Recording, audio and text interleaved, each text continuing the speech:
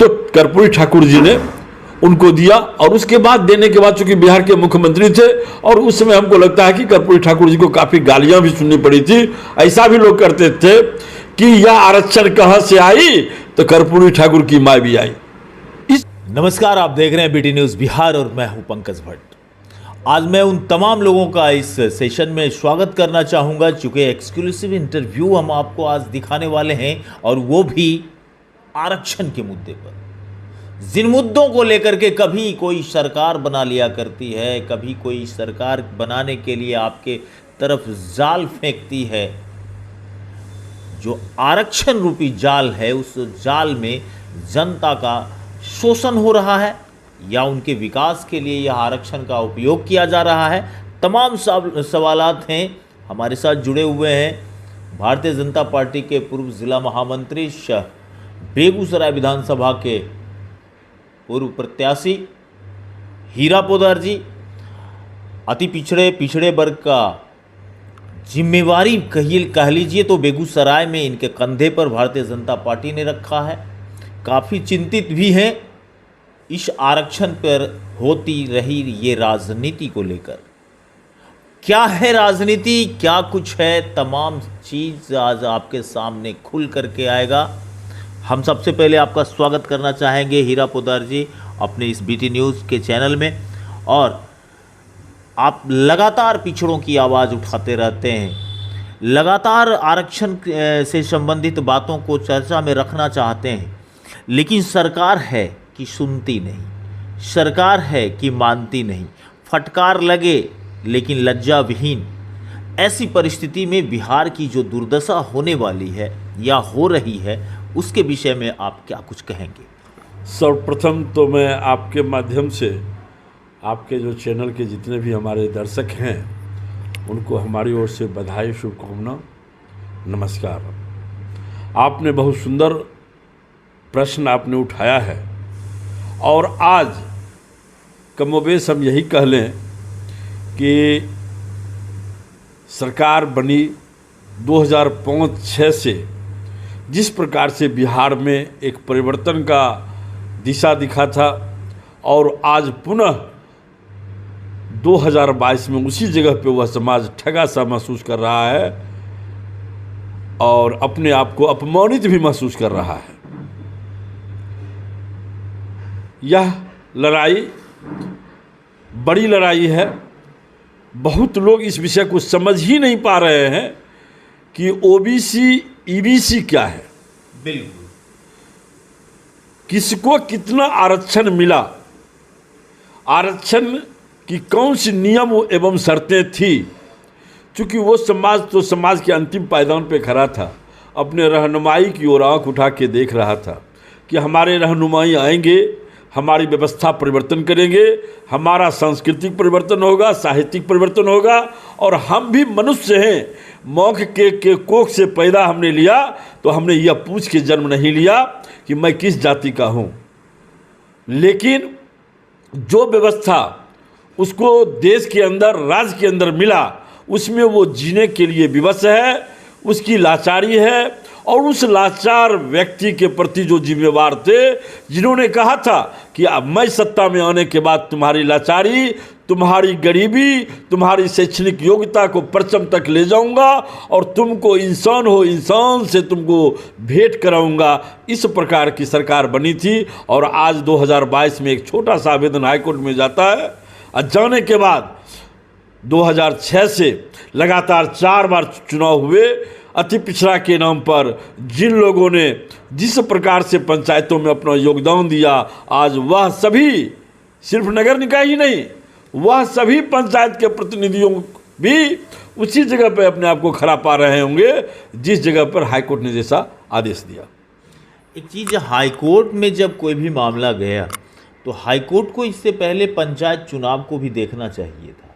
मैं कोर्ट के बातों पर कोई टिप्पणी नहीं करना चाहता, लेकिन जो आधार बताया गया नगर निगम के चुनाव को लेकर के, और जो प्रत्याशी आए उन्होंने जो खर्च किया, जो सरकार को ब्यौरा दिया, जो चुनाव आयोग को ब्यौरा दिया, उसका भी कहीं कोई रिटर्निंग सरकार के तरफ से नहीं मिल पा रहा। ऐसे में आपको लगता है कि क्या यह लोकतंत्र है? क्या लोकतंत्र के कोई भी प्रहरी, कोई भी जनता उस मुकाम तक जा सकती है जिसके लिए संविधान में नियम और कानून बनाए गए, कायदे बनाए गए, हमें एक कायदे पर जीने को बताया गया कि हमें ऐसे ही जीना है? जब इन सारी चीज़ों को ताक पर रख करके ही सब कुछ किया जाता है तो फिर रोक क्यों? देखिए, एक जाहिर सी बात थी। जब हम बात थोड़ा पीछे ले जाकर के बिल्कुल करता करिए। 1950 से 1970 दशक की मैं बात करता हूँ। एक आयोग काका कालेकर साहब और बीपी मंडल,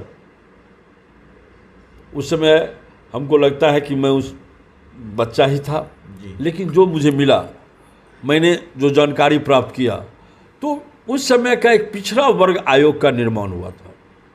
उस समय पिछड़ा वर्ग में लगभग 113 जातियां थी और उसके बाद यह शुरुआत हुआ। आगामी फिर मंडल कमीशन आ गया। मंडल कमीशन आने के बाद उस समय के जननायक कर्पूरी ठाकुर जी बिहार के मुख्यमंत्री थे और एक बड़ा आंदोलन हुआ था गांधी मैदान में। बड़े आंदोलन के बाद बहुत सारे विद्यार्थी उसमें पॉलिटेक्निक करके, इंजीनियरिंग करके बैठे हुए थे और उन लोगों को डिग्री तो मिल गया था, डिप्लोमा मिल गया, लेकिन उन लोगों का जिम्मेवारी पूर्वक उस समय की तत्कालीन सरकार ने किसी इस प्रकार का नौकरी में प्रावधान नहीं दिया था और बहुत सारे युवा हतोत्साहित हो गए थे।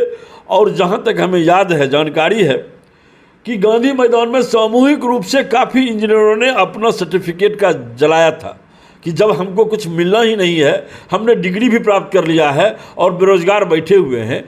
तब ठाकुर जी के मन में आया कि नहीं, समाज के अंदर जो संवैधानिक रूप से समान दर्जा है, लेकिन दो संविधान के रूप में, जिसे भारतीय जनता पार्टी का जिन शर्तों पर निर्माण हुआ था कि एक देश, एक संविधान, एक विधान, एक नारा होगा, तो समाज में दोयम दर्जे में वो जीने के लिए व्यवस्था जो पिछड़े समाज से आते थे, तो कर्पूरी ठाकुर जी ने उनको दिया। और उसके बाद देने के बाद, चूंकि बिहार के मुख्यमंत्री थे और उस समय हमको लगता है कि कर्पूरी ठाकुर जी को काफ़ी गालियां भी सुननी पड़ी थी। ऐसा भी लोग करते थे कि यह आरक्षण कहाँ से आई, तो कर्पूरी ठाकुर की माँ भी आई। इस प्रकार का एक लगा था, लोग समझे नहीं थे।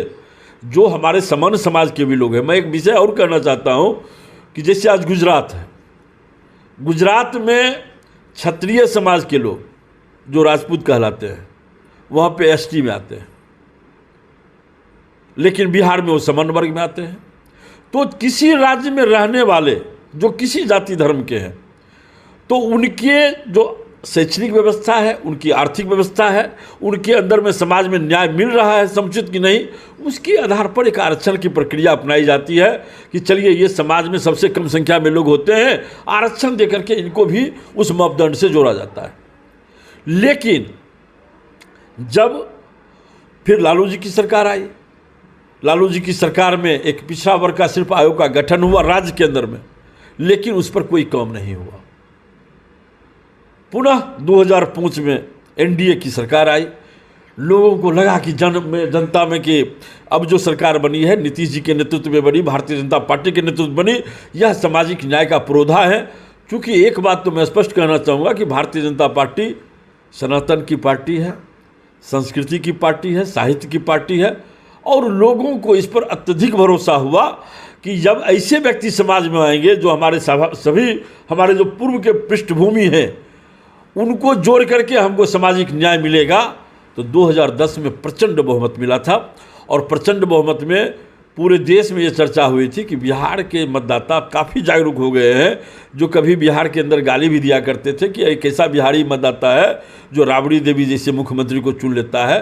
तो लोग में ऐसा नहीं था, यहाँ के लोगों में सब कुछ की भावना थी, लेकिन उनको एक रास्ता नहीं मिल रहा था जो एनडीए गठबंधन में दिखाई पड़ा था। और एनडीए गठबंधन के तरफ आप देख रहे होंगे, उस समय आपकी पत्रकारिता हो रही होगी, तो सभी वर्गों के लोग, चाहे मुसहर हों, तेली हों, कानू हों, हलवाई हों, बनिया हो, किसी कुर्मी हो, कोहार हो, लाहार हो, हर जाति हर धर्म के लोग को लगा कि बिहार एक परिवर्तन के रास्ते पे चल चुका है। और यह बातें बिल्कुल सत्य सी महसूस हो रही थी, क्योंकि नीतीश कुमार जिस प्रकार से फैसला दे रहे थे तो सबको लगा कि नीतीश कुमार बोल रहे हैं, इस बातों में प्रामाणिकता होगी, और प्रामाणिकता के आधार पर 4 बार पंचायतों में आरक्षण के आधार पर चुनाव भी हो गया। लेकिन 2022 में एक छोटा सा एक व्यक्ति, मुजफ्फरपुर का एक वार्ड पार्षद, जाकर के एक आवेदन हाईकोर्ट में देता है, और देते ही संपूर्ण बिहार के आरक्षण पर रोक लग जा रही है। तो ये क्या हुआ? इसमें नीतीश कुमार जी की प्रामाणिकता पे सवाल खड़ा हो गया, और इस सवाल के घेरे में भारतीय जनता पार्टी के नेता भी जद में आ रहे हैं। क्योंकि जब आरक्षण आपने सही महीने में दिलाया तो हाईकोर्ट में गया, तो संविधान फिर किन बातों से विरोध किया? और ट्रिपल टेस्ट आपने 2006 में ही दिया था, तो ट्रिपल टेस्ट की बात यदि थी तो आपके पास तो सरकार थे, सत्ता थी, आयोग था, आयोग में एक उसके चेयरमैन होते हैं, उसके 4 तंत्र होते हैं, आप करा लिए होते। और इसको 2015 में जब राष्ट्रीय स्वयंसेवक संघ के माननीय मोहन भागवत जी ने एक प्रस्ताव दिया था कि आरक्षण की व्यवस्था अब आगे किसको मिलनी चाहिए, इस पर चिंतन होनी चाहिए। बिहार की भोली भाली जनता, उसको क्या लगा, उसको उस समय फिर यही नीतीश कुमार जी राजद के साथ हाथ पकड़ लिए थे, और ऐसा मतलब फैलाव, जनता के बीच में भ्रम फैला दिए कि उस समय लगभग तत्काल, उस समय मैं दरभंगा प्रचार में था, लगा कि मोहन भागवत जी कोई बहुत बड़ा अपराध कर दिए। लेकिन आज मोहन भागवत जी का बात 100% सत्य नजर आ रहा है। पार्टी अपने स्तर से काम करती है, राष्ट्रीय स्वयंसेवक सदैव सामाजिक वर्गों का चिंतन करता है, और आज 2022 में उसका फलित दिखाई पड़ रहा है। हीरा जी, हम अपने दर्शकों के जानकारी के लिए आपसे कुछ जानना चाहेंगे कि आरक्षण से रिलेटेड बहुत हमारे तमाम दर्शक भी समझ नहीं पाते हैं कि बहुत सारी चीज़ें, जैसे ओबीसी समझ में आता है कि अदर बैकवर्ड कास्ट, ईडब्ल्यूसी नहीं समझ में आता है, कौन सी कैटेगरी किस लेवल तक का आरक्षण को ले पाएगी, किसकी कितनी औकात बताई गई है आरक्षण को लेकर के, ये सारी चीज़ों में लोग उलझे हुए हैं। और सच पूछिए तो बिहार की आवाम की 70% ग्रामीण आबादी खास करके आरक्षण को समझ ही नहीं पाती। देखिए, इसमें सबसे मज़ेदार बात है, सरकार तो नीतीश जी के प्रति जो लोगों के अंदर में एक भावना थी, चूँकि वो अति पिछड़ा समाज से भी आते हैं, और विश्वास भी था, और हम लोगों को भी विश्वास था। लेकिन इस प्रकरण से हम लोगों का भी विश्वास टूट गया। हम लोगों कभी आवाज़ नहीं उठाए। 27% ओबीसी को आरक्षण था। ओबीसी में जिन जातियों का बात मैं करूं, उसमें 3 प्रमुख जाति आते हैं। एक वैश्य में हम लोग आते हैं, उसके बाद यादव आते हैं, जिसकी जनसंख्या 14% बिहार के अंदर में है, और एक कुशवाहा, जिसको कोयरी भी कहते हैं, कुशवाहा भी कहते हैं, उत्तर प्रदेश में मौर्य भी कहते हैं, उनकी 7.5% बिहार में आबादी है।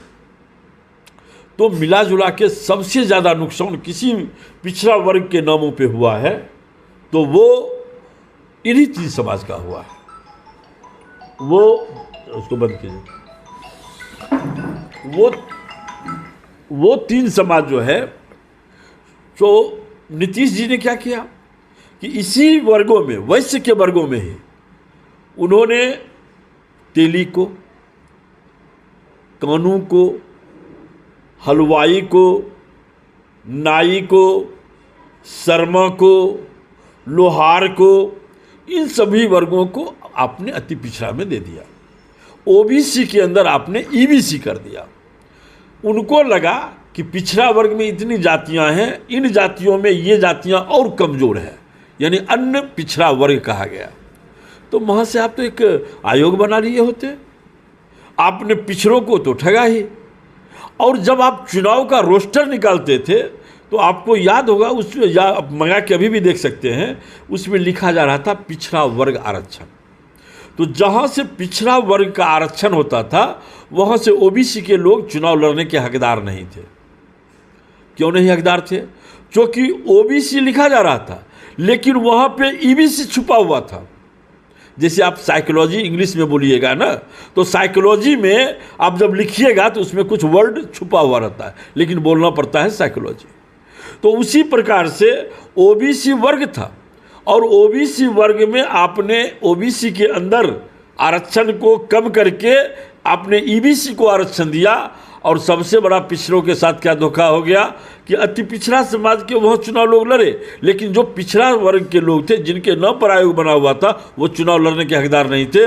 वह यदि चुनाव लड़ता तो समान सीटों से, जहाँ से भूमिहार, ब्राह्मण, राजपूत और कास्ट समाज के लोग चुनाव लड़ते, वहीं से कुशवाहा समाज के हो, यादव समाज के हो या वैश्य समाज के लोग हो, वो चुनाव लड़ सकते थे। यानी समाज में एकदम दोहरी तिहरी राजनीति हो गई थी कि आपको हम रोके हुए हैं पिछड़ा कह करके। इतनी यादव की संख्या थी तो आप लोग पिछड़ा हैं, इतने कुशवाहा की संख्या आप लोग पिछड़ा हैं। लेकिन पिछड़े जगह से जो सरकार ने सुरक्षित किया था वो वहाँ से चुनाव नहीं लड़ सकते। और इसी के विरुद्ध वो जो वार्ड सदस्य थे कोर्ट में गया कि जब मेरे नाम से, मैं पिछड़ा वर्ग हूँ, जब मेरे नाम से आयोग निकालता है कि आप वहाँ से चुनाव लड़ सकते हैं तो वहाँ हमको चुनाव लड़ने नहीं दिया जाता है, और वहाँ से आप ईबीसी को लड़ा रहे हैं, तो उसके लिए एक अलग आयोग बना दीजिए। और आप ये भी तो तय कर दीजिए कि हम 27% में इन सभी जातियों का सम्मिश्रण था, तो इसमें हम कितने प्रतिशत पे हो गए और ईबीसी कितने प्रतिशत पे है। यानी पूरी घालमेल की स्थिति रही, राज्य के नागरिक बिल्कुल नहीं समझ पाए। और आज हम बिल्कुल कहते हैं कि आज यह पूरा समाज अपने आप को ठगा हुआ है। राज्य सरकार के जो नियम व शर्तें प्रलोभन के रूप में जो दिया गया था, वह लोकतंत्र में वोट लेने के प्रलोभन पे दिया गया था, न कि उसको सुरक्षित करने। और यदि सुरक्षित कर दिए होते तो हाई कोर्ट और सुप्रीम कोर्ट क्या देश के किसी संस्था में जाता और माननीय नीतीश जी आपको अति पिछड़ा के प्रति इतना ही प्रेम होता, आपको अपने प्रति स्वयं इतना ही प्रेम होता, तो आज इस पर आपकी ऐसी मोहर लग जाती। आप तो लगातार सरकार में थे। कभी आप भारतीय जनता पार्टी को दोष देते हैं, कभी आप स्वयं को दोष तो देते नहीं हैं। और राजद के गोद में बैठ करके पूरे समाज को आपने जिस प्रकार से, इसको कहा जाए शुद्ध हिंदी के शब्दों में, बेवकूफ़ आपने बनाया। हम तो कहते हैं कि माननीय मुख्यमंत्री जी, अब यह समाज थोड़ा सा आरक्षण मिलने से जगा है। इस समाज के बेटा बीडीओ भी हो गए, सीओ भी हो गए, अनेक अच्छे अच्छे पदों पर भी चले गए हैं।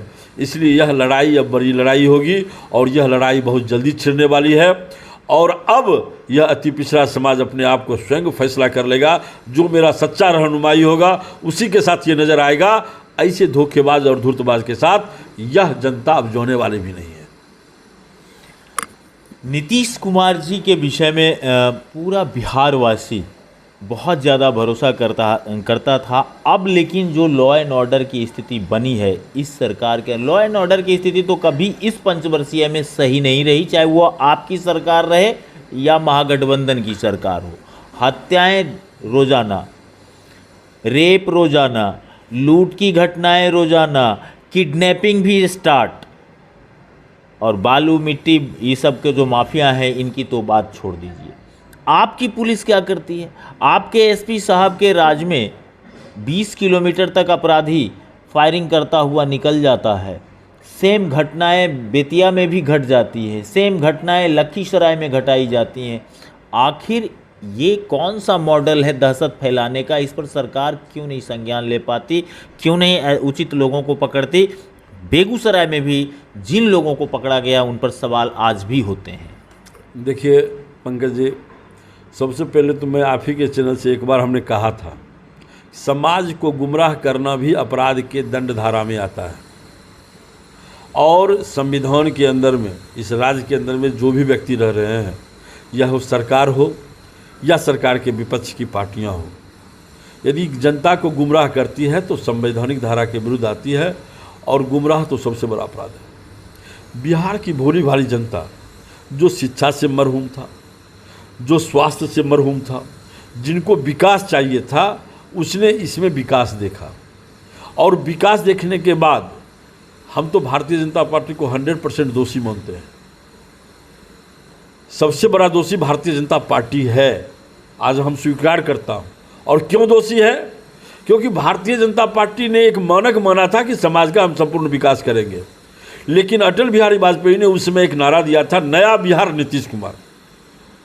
और नया बिहार नीतीश कुमार के नाम पर दिया था। उस समय नीतीश जी की जो आंतरिक छवि दिखाई पड़ रही थी बाह्य रूप में, तो भारतीय जनता पार्टी को लगा कि यह बेदाग सा चेहरा उसमें लालू राबड़ी जी का राज था, साधु यादव का पूरा गुंडाशाही चल रहा था, समाज के लोग त्रस्त थे, थानेदार सरकार का लाठी बने हुए थे, आम आवाम व्यक्तियों की बात उच्चतम व्यक्तियों तक नहीं पहुंच पाती थी। और नीतीश जी के अंदर में वो सारे गुण भारतीय जनता पार्टी ने देखा था और उसने अपने आप को समर्पण करते हुए मान लिया कि हमारा नेतृत्व करता होगा बिहार के अंदर में अति पिछड़ा का बेटा नीतीश कुमार।